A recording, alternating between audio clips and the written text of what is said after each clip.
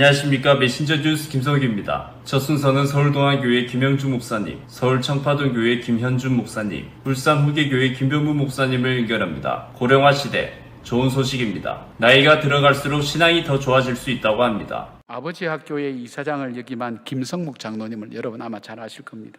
이렇게 가정사역을 헌신하게 된 데에는 역설적으로 자신의 가정이 위기를 겪으면서였습니다.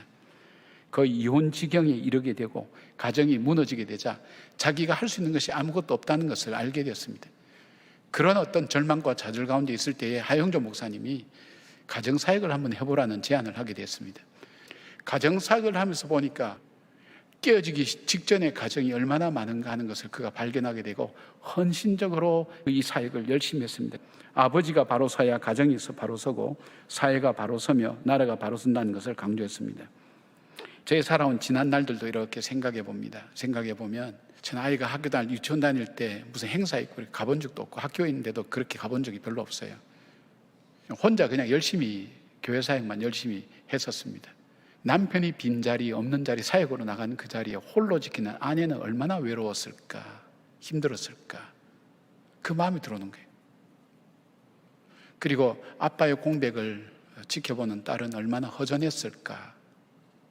그 다음에 기도로 뒷바라지 해주는 그 어머니 기도가 얼마나 내 삶을 지탱할 수 있습니까? 만약에 그 외로움에 힘든 것을 견뎌낸 아내가 없었다면, 기다려준 그 자녀가 없었다면, 기도해준 어머니가 없었다면 저는 여기까지 올 수 없었다고 생각이 됩니다. 가족들이 있었기 때문에 올 수 있었습니다. 버틸 수가 있었습니다. 견딜 수가 있었고 하나님의 사명을 감당할 수가 있었습니다. 저만 그런 것이 아니라 아마 여러분도 그럴 겁니다. 어려운 가정이 많을 겁니다. 가정에 대해서 여러 가지 속상한 생각도 가진 분이 많을 줄 압니다.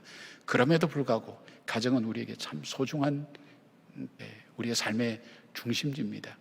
여러분 가정 혹시 깨어지고 힘든 가정이 있을지 몰라도 여러분 파편이라도 붙들고 있으면 다시 구조될 가능성이 있으니까 그 파편이라도 놓지 말기를 바랍니다.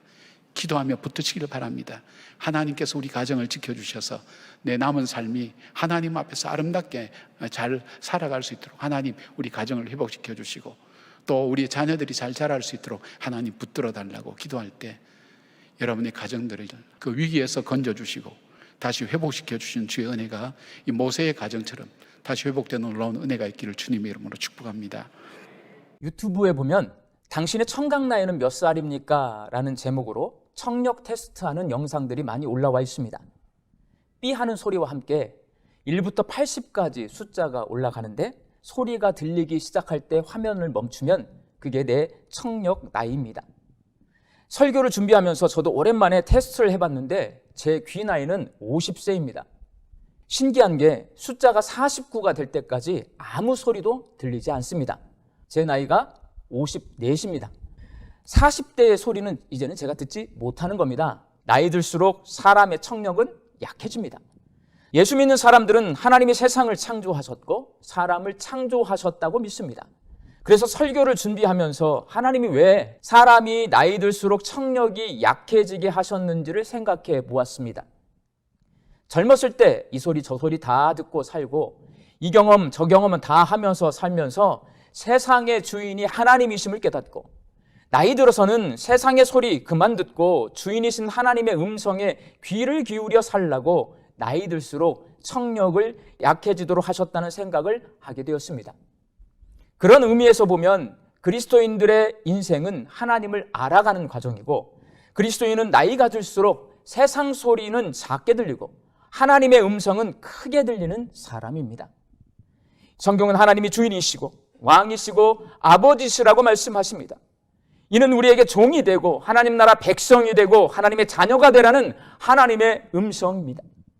성경은 내가 하나님의 종이 되고 하나님 나라의 백성이 되고 하나님의 자녀가 될 수 있는 유일한 방법이 하나님의 아들 예수를 그리스도로 구세주로 믿는 것이라고 말씀하십니다.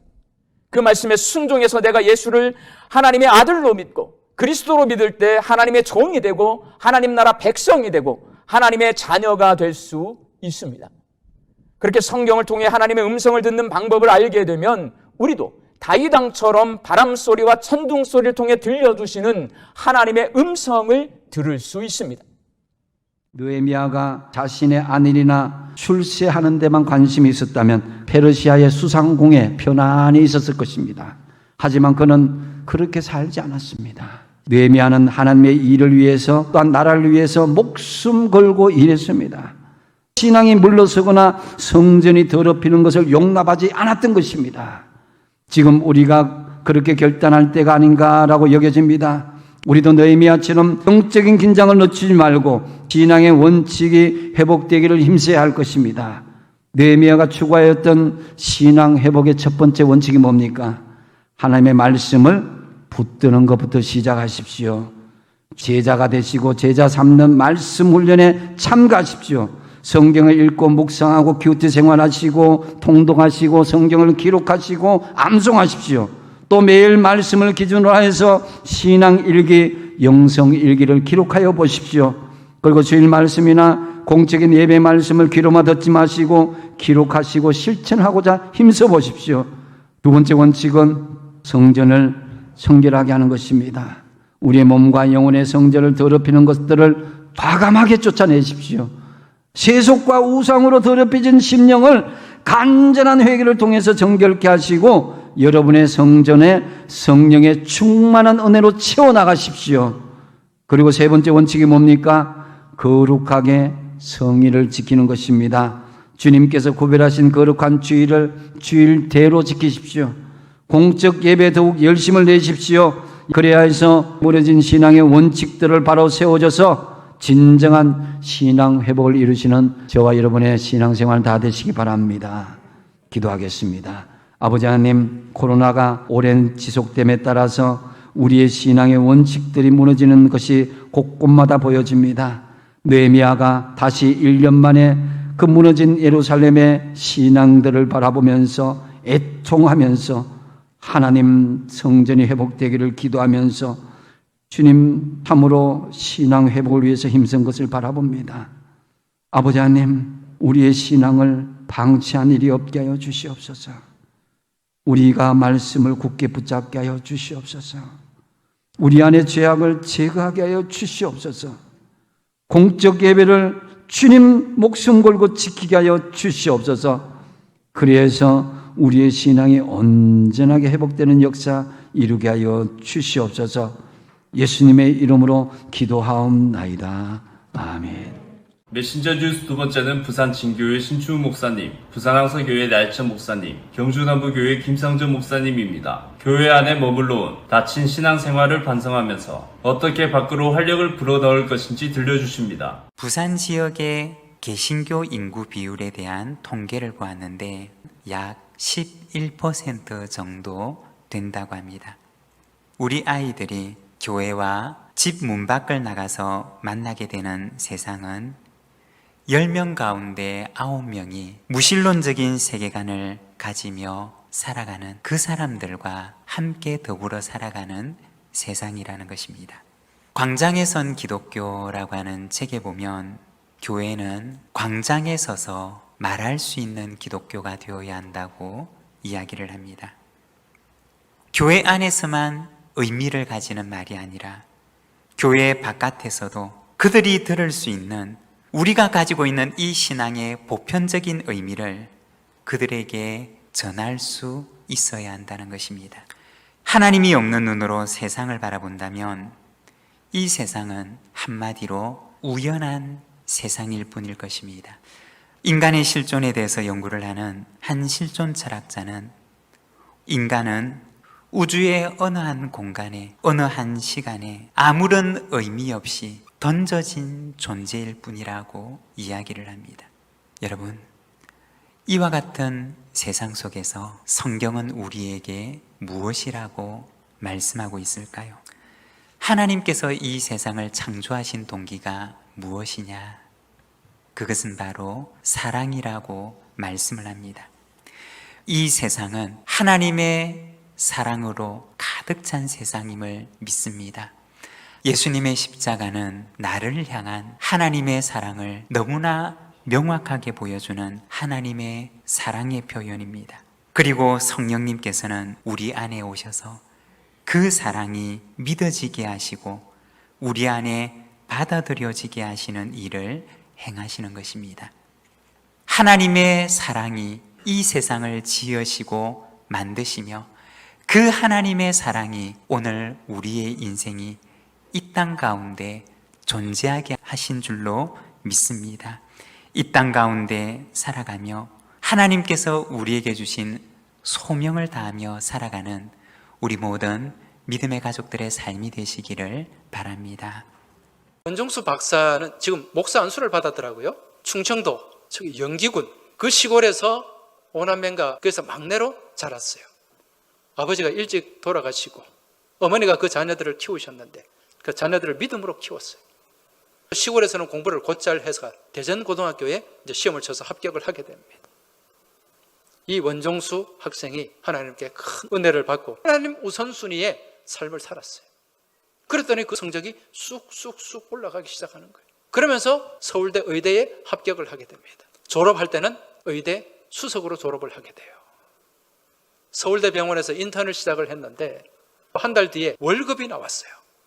자기가 살면서 평생 처음 받은 월급이에요. 집에 와서 어머니 월급 봉투를 보여줍니다. 어머니 그동안 고생하셨는데 이거 가지고 어머니 선물 사드릴게요. 빨리 가요. 그리고 고기도 좀 많이 사서 우리 식구들 같이 먹읍시다. 그때 그 어머니가 뭐라고 얘기했냐면 종수야, 너 그동안 월급 받아본 적 있니? 없는데요. 이건 네 평생의 첫 월급이지. 예. 성경에 하나님이 첫 번째 것은 누구의 것이라고 말씀하셨지? 하나님의 것요. 그럼 이거 하나님의 것이지. 우리가 그대로 하나님께 드리자. 그래서 그 아들이 어머니의 그 권면을 따라서 그 첫 번째 받은 월급을 그대로 하나님 앞에 첫 열매로 봉헌을 했습니다. 한 달 뒤에 의사 국가고시 합격자 발표가 났어요. 이 원종수 청년이 전국 의사고시에서 수석을 한 거예요. 그 수석한 학생한테는 상금을 줬는데 그 상금이 자기가 하나님 앞에 첫 열매로 드린 월급의 딱 2배였다는 거예요. 그랬더니 이 어머니가 뭐라고 얘기했냐면 너 그동안 상금 받아본 적 있니? 없는데요. 이것도 첫 열매지. 예. 그럼 이거 하나님께 드려야지. 그렇게 철저하게 하나님을 향한 믿음대로 또 그렇게 하나님 우선순위의 삶을 살았더니 이 청년을 이루 말할 수 없는 그런 축복을 주시고 그 인생을 높이 들어주시고 정말 하나님께 영광 돌리는 귀한 도구로 지금도 사용하고 계십니다. 우리 하나님은 우리가 하나님께 드린 것 이상의 축복을 주시고 은혜를 베푸시는 분이에요. 옛날에 임금님이 타는 나귀가 있었습니다. 임금님이 이 나귀를 타고 지방을 순회하면은 백성들이 나와서 환호하고 갈채를 보내는 것이었습니다.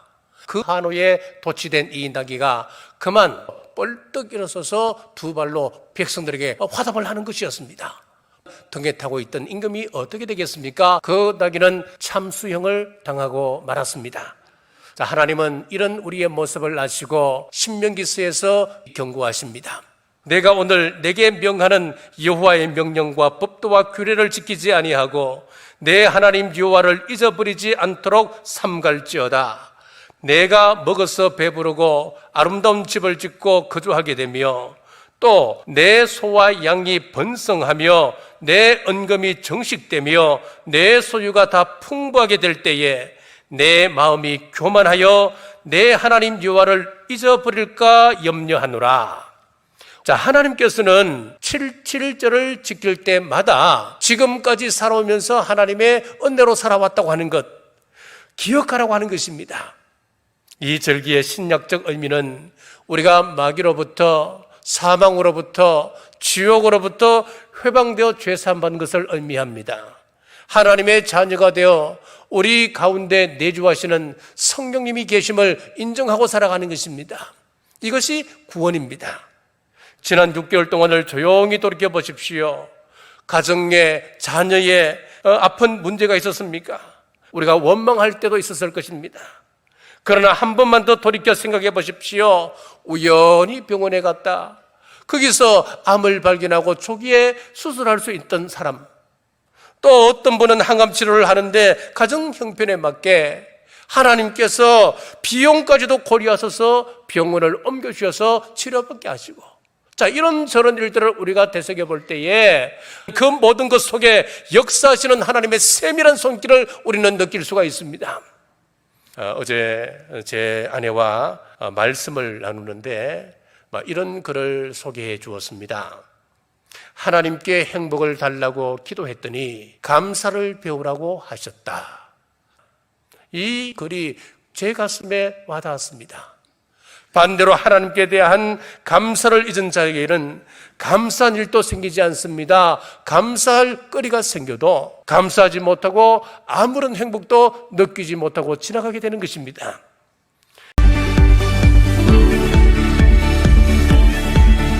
메신저 뉴스 마무리는 대전 제일교회 김철민 목사님, 부산해관교회 조성일 목사님, 고양 삼성교회 김영선 목사님으로 이어집니다. 남들과 비교하면서 타인의 인생을 살아가는 사람들이 많은 까닭을 들려주십니다. 맥주절을 지키라. 이는 뇌가 수고하여 밭에 뿌린 것에 첫 열매를 거둠이니라. 중요한 것은 그들이 처음 것에 대해서 관심을 가지기를 원하시는 거예요. 밭에 자신들이 씨를 뿌리고 그리고 처음으로 열매를 거두었습니다. 그런데 이거를 가지고 하나님 앞에 나와야 했어요. 이건 뭘 의미하는 겁니까? 이전과 달라졌다는 거죠. 이전에도 씨를 뿌렸지만 그러나 자기가 특별히 나가서 하나님께 감사할 이유가 없었습니다. 노예인데요. 그런데 이제는 내가 자유인이기 때문에 나의 의지대로 씨를 뿌리고 그리고 그것에 대해서 소득을 가져오는 거였어요. 그래서 처음 것을 생각을 해보면 이게 내가 완전히 정체성이 달라졌구나. 이 신명기 26장에서는 사람들이 노예 생활을 깨치고 나와서 정착을 하게 됐을 때 그때 처음 열매를 가지고서 제사장 앞에서 이렇게 고백하라고 하나님이 말씀하신 거예요. 너는 또 내 하나님 여호와 앞에 아뢰기를 내 조상은 방랑하는 아람 사람으로서 애굽에 내려가 거기에서 소수로 거류하였더니, 방랑하는 아람 사람이라는 말은 아브라함을 지칭하는 거예요. 지금 자신들의 정체성을 어떻게 봤어요? 그러니까 벌써 430년을 뛰어넘었죠. 이제는 그 이전의 세월로 올라가는 거죠. 처음 것을 생각하면서 무엇을 생각하는 거예요? 하나님을 바라보는 거예요. 중요한 것은 그 곡식단을 통해서 처음 기원이 되시는 하나님 만나느냐, 그리고 그 곡식단을 안고 있으면서 하나님이 어떻게 나를 헤아려 주시는지, 그리고 나면 하나님은 우리로 하여금 내가 지금 겪고 있는 이 과정이 이게 그냥 예사로운 과정이 아니라 완성을 향한 그 어느 지점에 있다는 거, 그걸 가르쳐 주시는 거죠. 그래서 감사할 수 있는 거예요. 어려워도 힘들어도 그래도 감사할 수 있는 거예요. 지금 내가 겪고 있는 이런 모든 환난과 어려움들과 고난은 뭐예요? 완성을 위한 과정이라는 거. 이거 믿는 거죠. 하나님 주님의 때에 이루실 것을 나는 믿습니다. 오늘 우리에게 주시는 빌립보서 3장 1절에 주 안에서 기뻐하라 라고 하는 말씀은 우리 하나님께서 정성껏 우리에게 차려주신 밥상과 같습니다. 우리를 왕같은 제사장으로 여기시고 우리에게 내어놓으시는 수라상입니다. 그 감사하는 방법이 하나님 말씀을 주셔서 감사합니다 라고 말할 수도 있겠지만, 최고의 감사는 그 말씀을 정말 맛있게 먹는 것입니다. 우리가 주 안에서 기쁘게 사는 거, 이게 하나님께 올려드리는 최고의 감사입니다. 그런데 이렇게 어렵고 힘든 세상 가운데 어떻게 기쁘게 사느냐라고 하는 것이죠. 주 안에서라고 하는 말 속에 그 해답이 있습니다. 우리가 어떤 단어가 있을 때 그 단어 하나만 가지고서는 그 단어의 의미가 뭔지 정확하게 알 수가 없잖아요. 문맥 속에서 그 단어를 보면 그 단어가 어떤 의미인지 우리는 정확하게 해석해낼 수가 있습니다. 마찬가지로 우리의 삶에 일어나는 일 그 자체만 가지고서는 우리는 제대로 그 일의 의미가 뭔지 알 수가 없습니다. 그러나 예수님이라고 하는 문맥 속에서 보면 그 일의 의미가 뭔지 정확하게 해석해낼 수가 있는 것이죠. 허물로 죽은 우리를 그리스도와 함께 살리셨고, 예수님께서 하신 일은 우리와 함께 한 거예요. 예수님께서 죽으셨잖아요. 나 대신에, 나와 함께, 나로 죽으신 거예요. 그리고 예수님께서 사실 때에도 나와 함께, 나로 사신 거예요. 이 문맥 속에서 바울은 자기가 지금 처한 상황, 감옥에 있는 처지, 그걸 읽고 해석하고 있는 거죠. 예수님이라고 하는 문맥 안에서 자기의 처지를 읽으니까 그 감옥 속에서도 기뻐할 수가 있는 것입니다. 여러분, 우리가 이 문맥 속에서 읽지 아니하면 다른 읽기 방법으로 읽을 수밖에 없어요. 우리 인생을. 다른 읽기 방법은 비교입니다. 많은 사람들은 문맥은 제쳐두고 비교를 통해서 자기의 인생을 읽어 나갑니다. 다른 사람과 비교해가지고 좀 괜찮아 보이면 기쁘고, 그리고 다른 사람하고 비교해가지고 좀 안 좋아 보이면 슬프고 우울한 거죠. 기독교 신앙생활의 기본 생활 윤리를 이렇게 이야기합니다. 하나님의 은혜를 아는 것과 그에 대한 감사다. 우리 자식도 그렇잖아요. 뭘 하나 주더라도 엄마 감사해요, 아빠 감사해요, 고맙습니다. 그거 안 하면 감사합니다, 감사합니다 시키잖아요. 왜? 그게 그 자녀에게 도움이 되기 때문에, 그 자녀에게 인생의 복이 되기 때문에. 그렇게 사는 것이 제대로 사는 것이고 제대로 자라가는 것이기 때문에 가르치잖아요. 하나님도 그와 같은 거예요. 항상 기뻐하라, 쉬지 말고 기도하라, 범사에 감사하라. 언어적인 표현만 다르지 똑같은 의미예요. 쉬지 말고 항상이잖아요. 범사 항상이잖아요. 주님 말씀에 항상이라는 말이 빠지면 그건 세상 사람들 수준으로 떨어지는 거예요. 항상 쉽지 않아요. 애쓰고 노력하셔야 돼요. 의식해야 돼요. 의식하지 않으면 자연스럽게 잃어버려요. 그래서 신앙생활을 아주 쉽게 말씀드리면, 기뻐하는 것과 반대인 화가 많은 사람은 신앙생활 잘못하는 거예요. 감사하는 것 반대인 불평, 불만이 많은 사람, 신앙생활 잘못하는 겁니다. 우리는 살아계신 하나님의 손 안에 있음을 믿고, 힘든 일이 생겨도 좋은 일이 생기겠지, 이 또한 지나가리라, 더 좋은 거 주시겠지. 인간적인 조건으로 보면 참 힘든데 항상 긍정적인 언어를 사용해요. 항상 웃어요. 뭘 해도 괜찮아요 목사님, 이런 분이 있어요. 귀하게 보여요. 항상 감사, 먼저 감사, 나중 감사, 평생 감사. 성령님께서 우리를 도와주셔서 이런 영적 수준에 올라설 수 있게 되시기를 바랍니다. 목사님들의 말씀 전체를 들으실 수 있도록 전부 링크해 두었습니다. 아직 메신저 뉴스 구독을 누르지 않은 시청자님 계시면 지금 구독과 좋아요, 알림 설정까지 부탁드립니다. 다음 주까지 안녕히 계십시오. 메신저 뉴스 김석욱입니다.